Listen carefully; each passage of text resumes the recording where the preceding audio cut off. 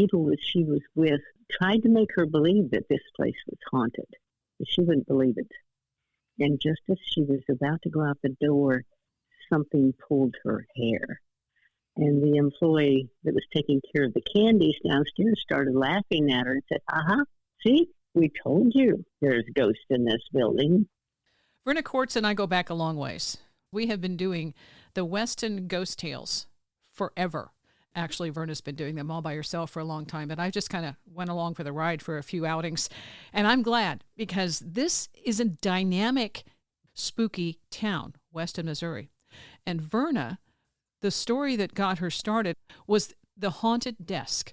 Let's kick off with that, because people go to antique stores and they don't realize sometimes they bring home extras, whether they're a tourist or baggage or a nuisance.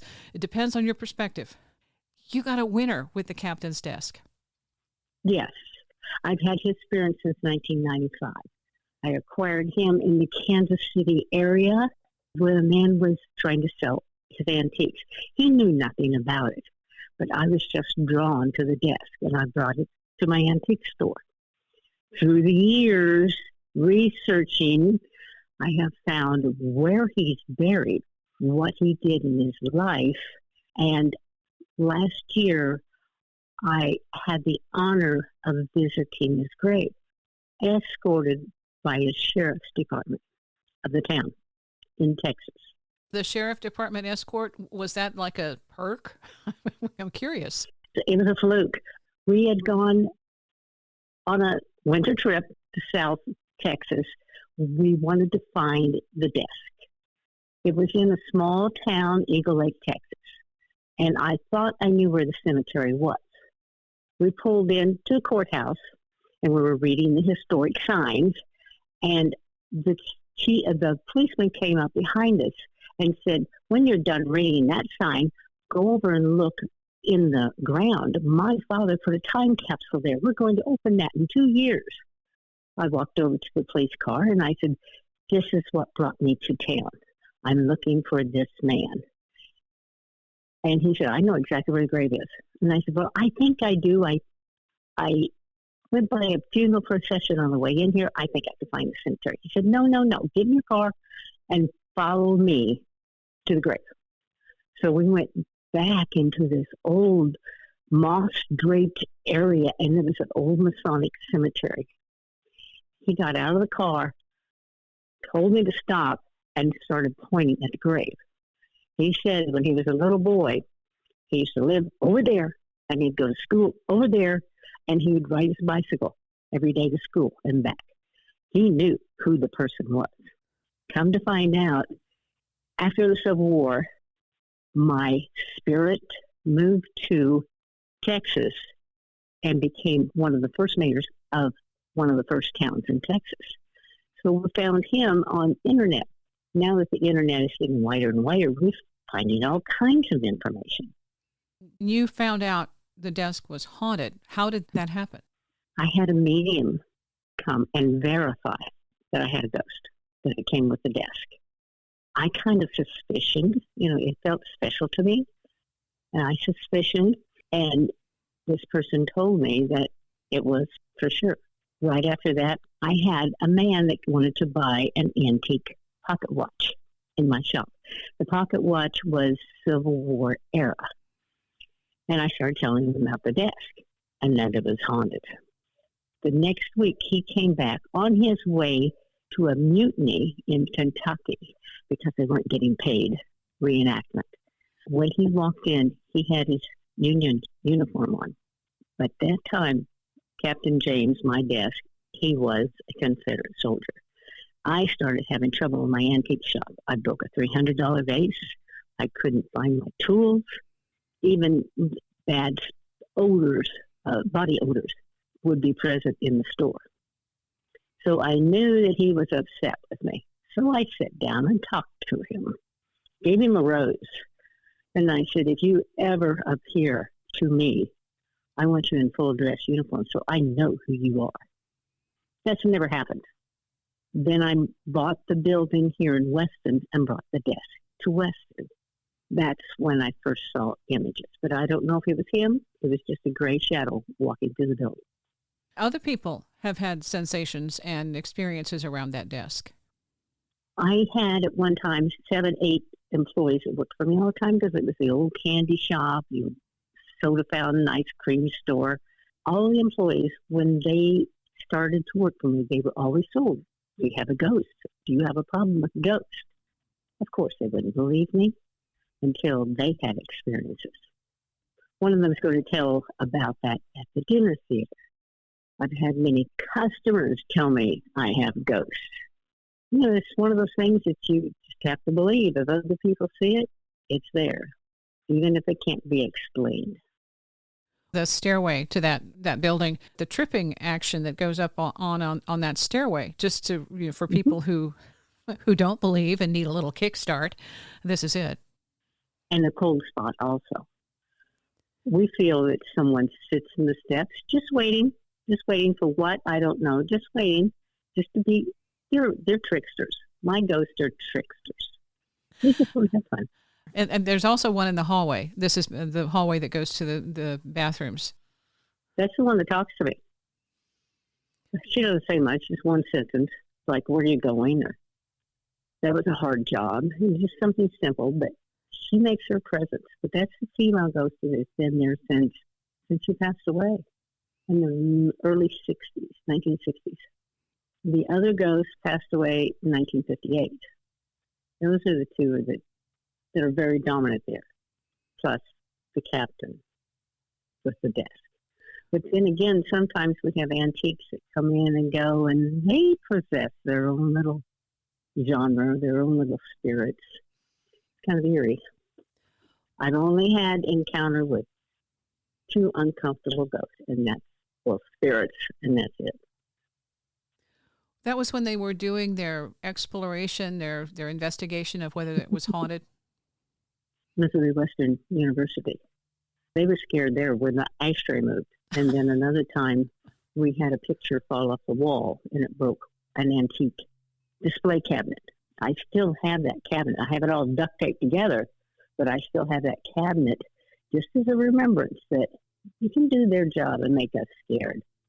And what I love, my guests that come into the store, they said, "Well, what's going to happen? Where are they? Can you tell me?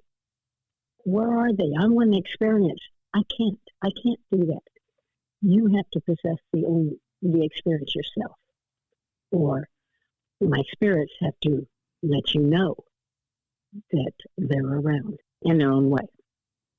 During the Halloween season, usually 3 or 4 nights, you'll have a dinner event, Dining with Ghosts, and that's what I've been part of. And it was fun to hear the backstory of some of the local areas. And there was, there are several that are extremely haunted, and they may not be open to the public because people live there, and they live there, shall I say, uncomfortably or comfortably, depending on how active the house is. What is the most haunted that you know of right now?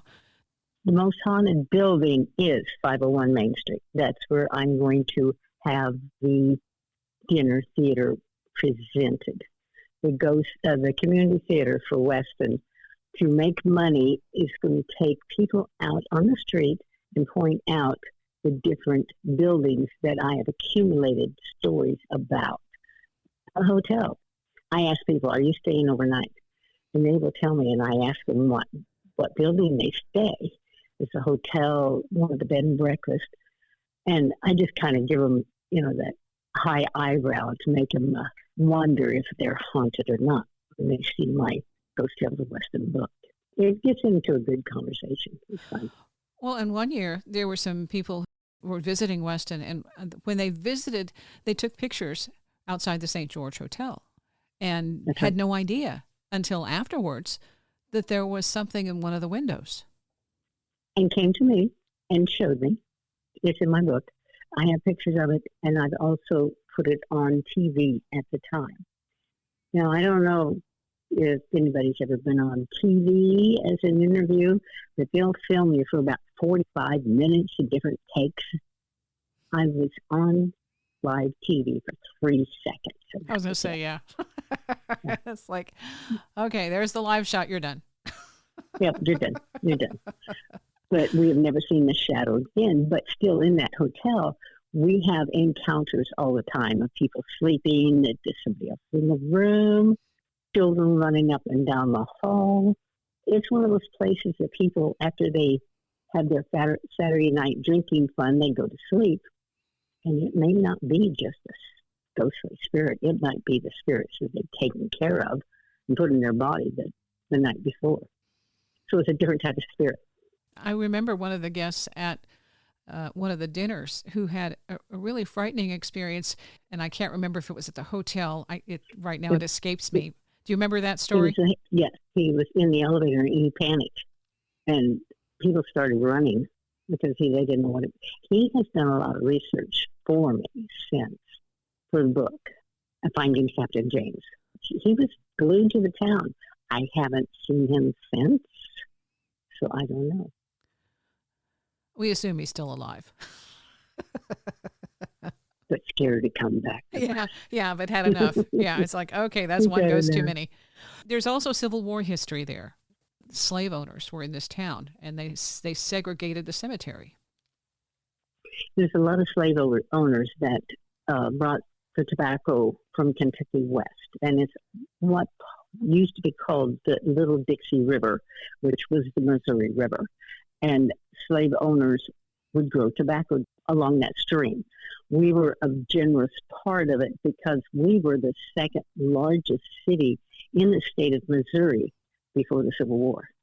So there were a lot of slaves here per capita, but during the 1850s, there was a cholera epidemic. And within 1849 to 1852, a lot of people were scared because of the cholera. It's just like what we went through with COVID a few years ago, that we were scared to be around other people. Part of that mass grave could be part of people that were buried during the cholera epidemic. But our cemetery is marked as a free cemetery for slaves during that era. We think the count keeps going up. It was 200, and now they think there's over 250 unmarked graves in the cemetery.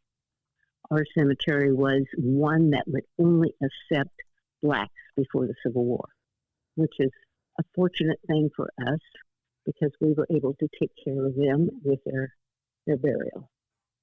It's a great cemetery to walk through.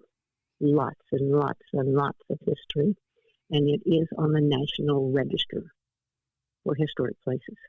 My sister's name is Josephine, and when we were up walking through the cemetery last fall, she found a stone laying on the ground, and it was Josephine. I can't remember her last name, but she was a riverboat captain, and she was from the Virgin West Indies, and she was buried 1841. We also have a lot of popular names buried in the cemetery also. Buffalo Bill Cody's aunt is buried there. The Holidays, part of the Holiday family, is buried there. There's quite a few. Even some of the people that helped keep the history documented from this town, which has done a great job. Some of the places are open to the public that are known for being haunted. One of them is O'Malley's Pub, and this is a very unique building with underground tunnels.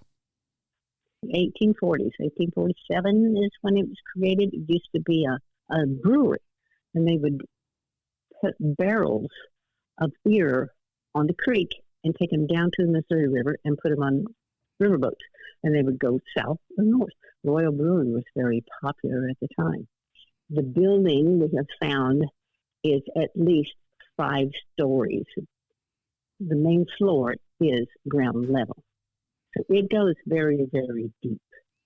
Then we also have the distillery, McCormick Holiday Distillery here.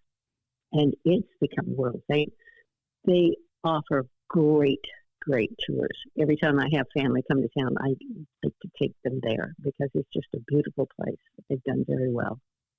There's a lot of things in Weston to see. Fantastic museum.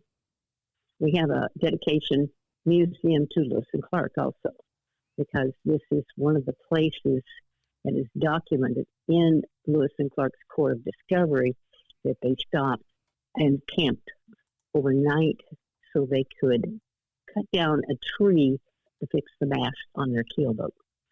Then before that, we had Fort Leavenworth that was started 1821. So the soldiers would come over here because we had spirits over here even at that time, other kind of spirits. For information about Verna's books, WestonMainStreetAntiques.com. You still collect stories? Oh, I still collect stories almost every week, if not every day. 2 weeks ago, there was a lady from Oklahoma City. She came in to tell me her story. Well, do you believe in ghosts? Yes. Okay. It was about her grandfather. The grandfather always sat in the recliner, always had a yellow shirt. Mother got to the point where she absolutely hated the shirt. She refused to wash it. So he would wash it, fix it up, and wear it all the time. Well, her children would remember that shirt above everything. And when the two daughters became pregnant at different times, they had said that they had seen their grandfather wearing that shirt. Well, the first question I asked was, did the shirt have snaps? I could visualize this man sitting in a recliner with this Western shirt on with snaps. But she replied, yes, and it had all the cowboy cut and everything. And I thought, yeah, I'm doing pretty good, aren't I? I can intervene with some ghosts. It's not even around me, but the people bring their spirits with them. And her father's spirit was probably with her at the time. There's other ghost tales that you talk about, too, that are local. One was the dog owned by a local resident. I believe the dog's name is Luna. Mm-hmm. Luna, two ladies, they're artists. They promote their art. They had Big White Shepherd, and they would walk it all the time. And other people, when they come to town, different merchants, they become friends with these two older ladies. One day, one of the new merchants had their niece with them. And they were coming home from church, come down the Weston Hill. The daughter said, there's a dog. It's a white dog. Its name is Luna. And she did not know anything about the dog. But then as she looked down the street, she described to her aunt all the horses and buggies and how people wore funny-looking clothes. We assume that she saw something from the past. And we get that a lot here, even with the other Mary's house. Do I need to talk about that? Yes, talk about the other Mary. The other Mary. Okay. President Lincoln had 3 girlfriends. He married his 3rd one. His second one was a very affluent lady that he was courting. Her name was Mary Owens from Kentucky, well-to-do. Well, she decided, in some of the history books, it stated that Abraham Lincoln was just too backwoods, just not proper enough for her and her family, so she decided not to marry him. She married another man, come west, settled just outside of Weston. His name was Jesse Vineyard. He was a merchant because this town was so busy, and it was constant sending things west to settle the states west of the Missouri River.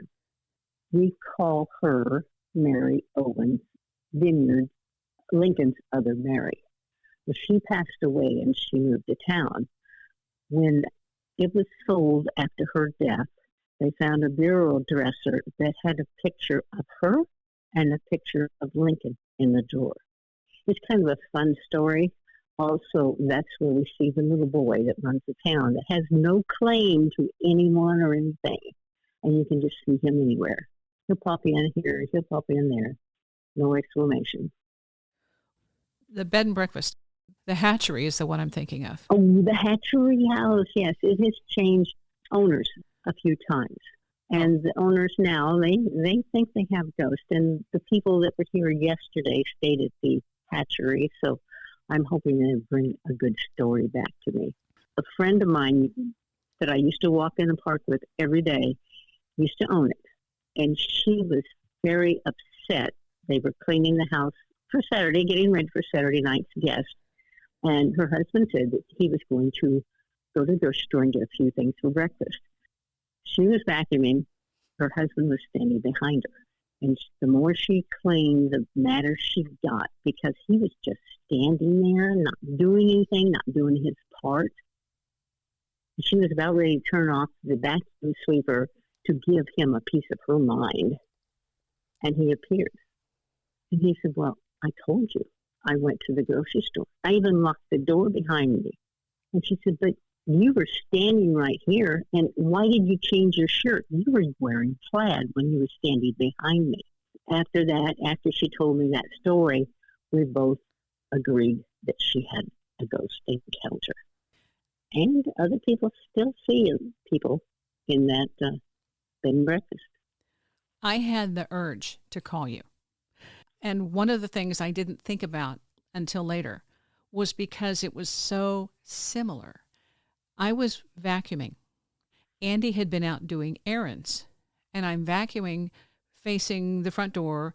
Behind me, I pick up activity and realize that he's walking from the kitchen back to the back room. And I think, okay, fine. He was in a hurry. He didn't look at me. And I just thought that was kind of odd, because usually he'll, hey, I'm here, whatever. And I thought, well, I'm vacuuming. I'll just wait. Then I continued vacuuming, but he didn't come out of the back room. And I'm thinking, oh, well, that's kind of odd. So now that has my attention, because he normally wouldn't be just come home and go hang out in the back room. I'm putting the pieces together as I continue to vacuum and decide I can quit. I'm going to the back room to see. And I call his name, Andy, and I know at this point, he's not really there. He isn't there. So, yep, he isn't there. I'm perplexed, because that was completely unexpected. Andy comes in about 5 or 10 minutes later, and I said, you were here. He's, what? What? And I realized that the person I saw was a little thinner, a little taller, and had a long sleeve shirt, so I wouldn't have been able to tell any kind of a body disposition. And the reality was that he did not look at me, and he was in a big hurry. And I have no idea what I saw. But that's the exact scenario of the hatchery ghost story. And I thought, what the heck? How convenient and how incredibly interesting that I would have a very similar experience in my own house. There you go, the backstory. Another thing, you called me a few weeks ago and you said that you found some money. Yeah. And that's pretty well what got everything started. And when my husband passed away, and I went home for the first time, as I opened the door, there was 3 pennies in the floor as I went in. And I just started bawling. Yeah, it was so huge. Because he always said that he would always make sure that I was comfortable and I didn't have to worry about money. But Wendy, right now I'm standing at the front door of my building, and there's a penny out there on that street. There you go. A little reminder. Mm-hmm. A little reminder. Mm-hmm.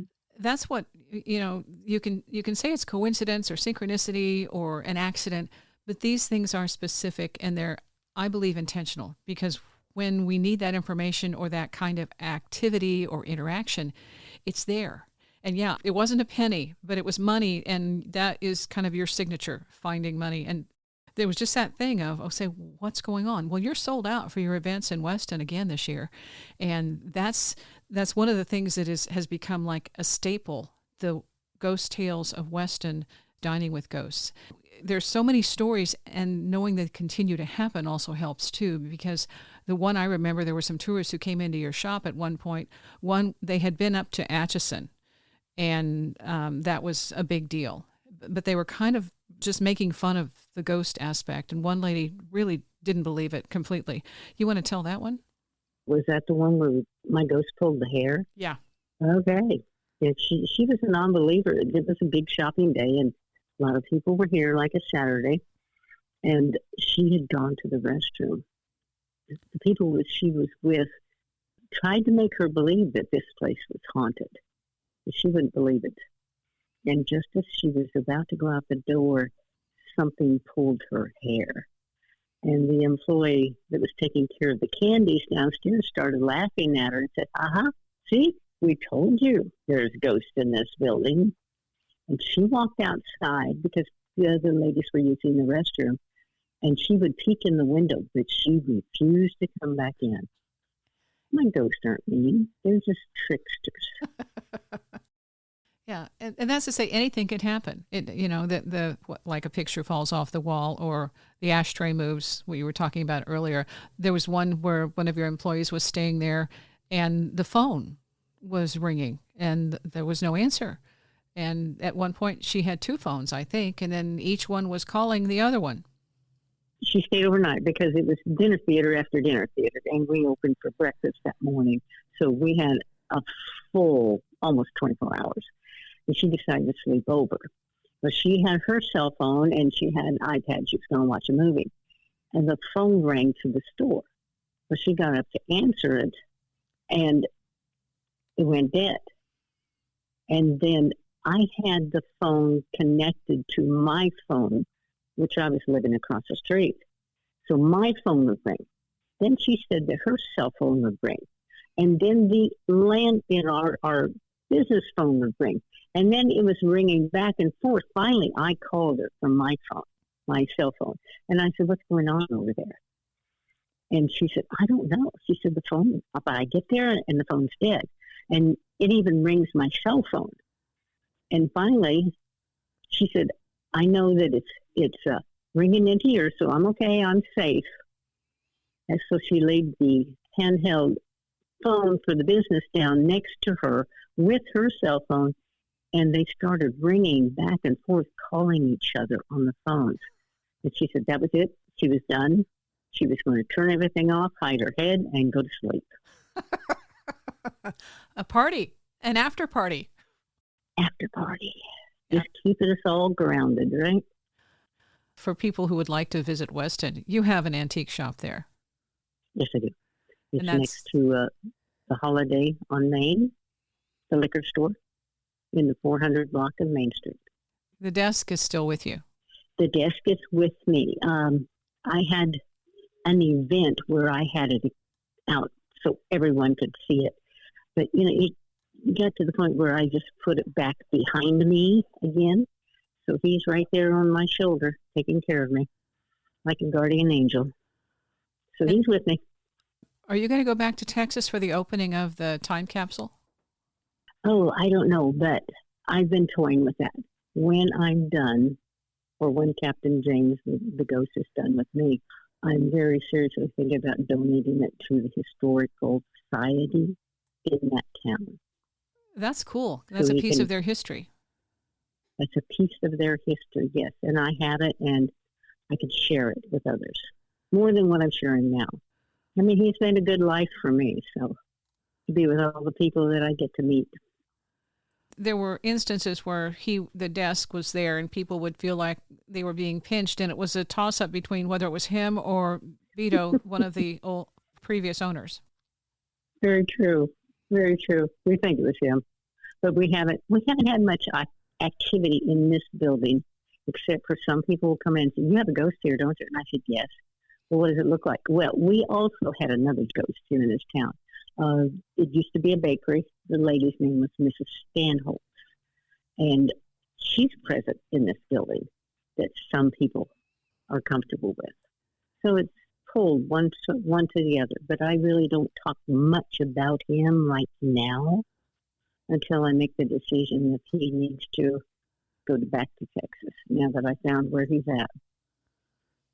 Your book, Ghost Tales of Weston, it's on your website, and you also have an email for people who want to connect with you. Weston, MainStreetAntiques.com is my website. I am now also a romance novelist. I have 2 published, and the third one is in the second edit. And these books are about experiences that I've heard, seen in the Kansas City area when I was a restaurant manager for a large chain restaurant. And I like to sit down and talk with people when they eat. And they've told me those stories about Kansas City. I've been in places in Kansas City where the common public don't go. So this book is about sitting in the 1990s in the Kansas City area, and it's a mafia princess that falls in love with a DEA agent. and the little escapades that they get into. It's kind of cute. So immediately it's complicated. First page, complicated. You Okay. betcha. Mm-hmm. Okay. The name of the books, first one is Apricot Jam. The other one is Apricot Salsa. And there's a third one on the way. And it's going to be called Apricot is the Color of Her Hair. To tie them all in. Okay. So it's a trilogy. A trilogy at this time.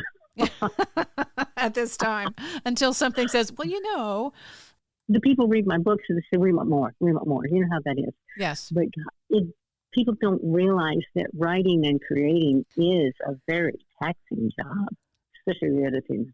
The one thing, though, you're not supposed to walk away from, according to the ghosts, and the title is The Keeper of the Ghost Tales of Weston. So when you try to retire from that hasn't happened. That's not going to happen, is it? And I'm hoping I can keep on with the Ghost Tales of Weston, Dinner Theater, and Ghost Tour. We'll see. Well, this year they're sold out.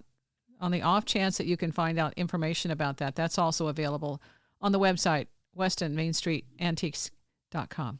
Thank you for sharing your stories. You're keeping the ghost happy. That's what counts. Yes, we are. Mm-hmm. The town loves this ghost, yes. Come visit. Thank you, Verna. Thank you. See you soon. My ghosts aren't mean. They're just tricksters.